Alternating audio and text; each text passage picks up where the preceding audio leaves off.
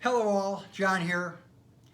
You know, poets have been writing on the topic of love since the beginning. On this Valentine's Day Eve, here's just one more for the mix. Welcome and thank you, and speak to me of love. Speak to me of love, O muse, I cried. Sing to me its praises, raising me to a greater understanding of the grand affair. But first, let me tell you what I know. I know it is a heartbreakingly beautiful thing that poetry and art linger in the dawn of its memory, that it rejoices or weeps with the company it keeps, and that deep and everlasting is the bond it forges between the blessed souls who walk in its light. I know it is welcoming like a fire in darkness, sometimes blazing with passion bold, sometimes ashen, warm, and old, but never the ember grown totally cold.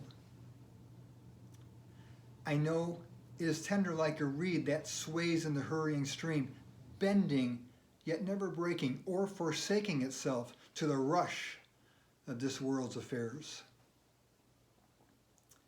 I know it is daring and strong like the champion of a distant realm, invincible, albeit capable of bleeding if the arrow is true.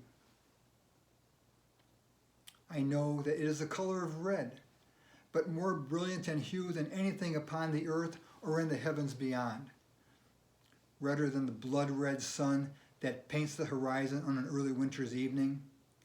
Redder than maple leaves in autumn. Redder than the reddest ruby to ever adorn a kingly crown.